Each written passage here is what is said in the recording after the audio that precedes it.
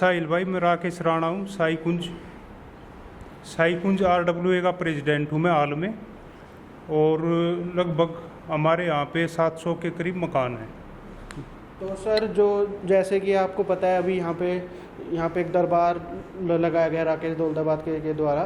तो इसका मेन मकसद क्या था, किस हिसाब से ये क्यों लगाया गया ये जनता दरबार का इसको नाम दिया गया था और इसमें बोला गया था कि निगम कमिश्नर यहाँ पे आएंगे और पब्लिक अपनी समस्याएं रखे, जो मकानों की टूट फूट है खासकर उसको ध्यान में रखते हुए जनता दरबार का इन्होंने आह्वान किया था। लेकिन जब हमने जाके वहाँ पे देखा, जनता दरबार का नाम था, ना तो वहाँ पे कोई निगम कमिश्नर था और ना ही किसी की समस्याएं सुनी जा रही थी। पता है कि अब ये जितनी भी न्यू पालम बिहार वाला एरिया है, ये अभी अप्रूव नहीं है जी। तो सर, वहाँ पर जो बात हो रही थी, वहाँ पे ये हो रही थी कि इसको 2-3 महीने में अप्रूव किया जाएगा। तो इस बारे में आपका क्या कहना है? अप्रूव का तो ये ऐसा जैसे साई कुंज चंदन विहार और न्याल कॉलोनी 2018 में इन्होंने जो 44 कॉलोनियाँ पास की थी, उसमें ये कॉलोनियाँ पास की थी। और कॉलोनी पास होने के बाद भी आज तक यहाँ के नक्शे पास नहीं कर रही नगर निगम। तो इसका क्या भरोसा कि 2 महीने में, 15 दिन में, 20 दिन में जब भी कॉलोनी अप्रूव होगी, अप्रूव होने के बाद उसमें विकास कार्य हो पाएंगे, नहीं हो पाएंगे, नक्शे पास होंगे या नहीं होंगे।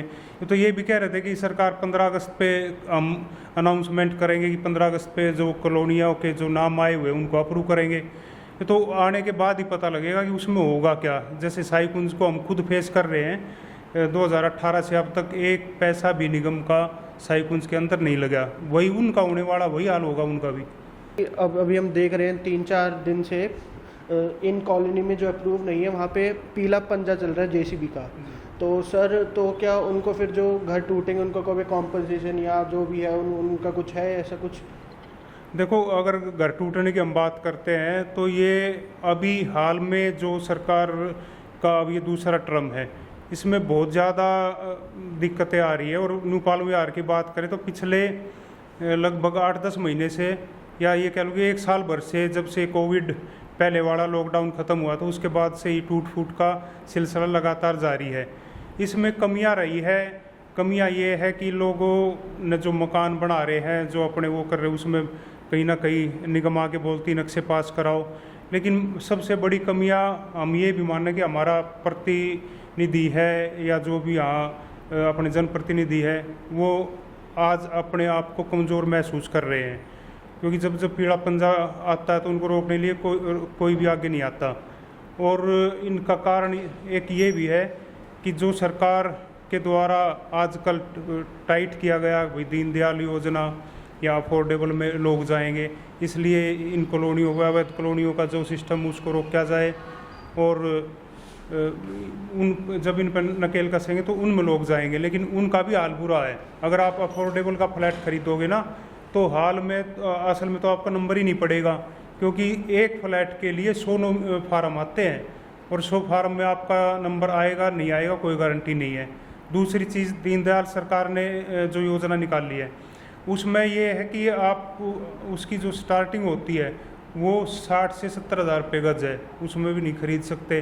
तो गरीब आदमी है, गरीब आदमी के लिए ये कॉलोनियाँ बचती है।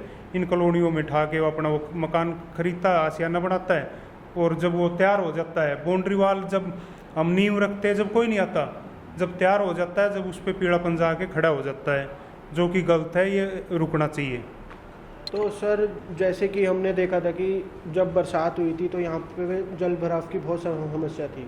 तो सर, उसके बाद फिर निगम का क्या वो रहा यहाँ पे कि वे कैसे उन लोगों ने काम किया? कि उनके काम को लेके बात करें तो उनके द्वारा कोई कदम नहीं उठाए गए। जब पानी भर जाता तो 1-2 जनरेटर ला के रख दिए जाते थे और अपना वो पानी निकाल देते थे। अगर निगम की इच्छा शक्ति ठीक होती, उन्होंने काम करना होता, तो 6 महीने पहले, 8 महीने पहले हार्वेस्टिंग सिस्टम तैयार करते, जो पहले बने हुए उनको दुरुस्त करते, तो पानी की समस्या अपने आप ही सोल्व हो जाती। लेकिन इनका काम करने का तरीका ही अलग है, वो काम करते ही नहीं, सब फाइलों में काम होता है और पेमेंट होती है। तो सर जैसे कि जो ये पीला पंजा चल रहा है आजकल, तो सर इसके खिलाफ आपने कोई कहीं पे कंप्लेंट एमसीजी कमिश्नर को कोई भी लेटर लिखा होगी कि ये क्यों हो रहा है, कैसे हो रहा है, पूरा एक हमको पहले बताया जाए कि यहाँ पे क्या क्या होना है, उसके बाद फिर कुछ काम हो। तो इससे रिलेटेड आपने कोई डॉक्यूमेंट उनको दिया हो साइन करके कि ऐसे ऐसे हो रहा है हमारे यहाँ पे? साहिल भाई, मैं आपको दिखा देता हूँ। पिछले इसी जनवरी के महीने में हमने विधायक को एक विशेष आग्रह करके मनोहर लाल खट्टर हरियाणा सरकार मुख्यमंत्री के नाम एक लेटर दिया था, जिसमें हमने एक हस्ताक्षर अभियान चलाया था। और उस हस्ताक्षर अभियान के तहत लगभग हमने 1000 आदमियों के साइन अपने उस पर करवाए हुए हैं। उसमें हमने उनसे ये डिमांड करी थी कि जैसे दिल्ली के अंदर एक सरकार ने 2011 में एक कानून बनाया था कि हर 3 साल में वो कानून एक्सटेंड हो जाता है कि आपके जो मकान बने हुए हैं उनको कोई नहीं छेड़ेगा। एक राष्ट्रीय राजधानी एक्ट स्पेशल प्रोविज़न कानून उन्होंने बनाया था। उसी की तर्ज पे यहाँ भी काम किया जाए, जो मकान बन गए उनको ना तोड़ा जाए, और जो नए मकान बन रहे हैं उनके लिए आप गाइडलाइन तय करो, क्योंकि निगम ना तो यहाँ पे काम कराती, ना यहाँ पे फैसिलिटी देती, मकान तोड़ने के लिए आ जाते हैं। तो उसी विषय में हमने विधायक जी को मुख्यमंत्री के नाम ज्ञापन सौंपा था और हमने रिक्वेस्ट करी थी कि आप जो मकान बने हुए हैं उनको ना छेड़े। और स्पेशल लास्ट में उनसे अनुरोध किया था कि दिल्ली की तरह गुरुग्राम एनसीआर के लिए भी स्पेशल ऐसे कानून की व्यवस्था की जाए जिसमें कम बजट की सरकार को योजना लेकर आए, गरीब लोग अपना मकान बना सके। और जब तक सरकार ऐसी कोई ठोस योजना नहीं लेके आती, तब तक सन 2020 से पहले बनी हुई जितनी भी कॉलोनियाँ हैं उनमें तोड़ फोड़ व सीलिंग की कार्रवाई को बंद करे और उन कॉलोनियों को अप्रूव किया जाए। और जो ये कहते हैं कि भाई ये निगम के अंडर आता है, अगर निगम के अंडर आता है तो आप सुविधाएं क्यों नहीं देते? मकान तोड़ने तो आ जाते हो, लेकिन सुविधाएं भी देनी चाहिए। इसलिए हमने इनको मुख्यमंत्री को भी ज्ञापन दिया था। आज भी कमिश्नर के नाम भी हमने एक ज्ञापन दिया है।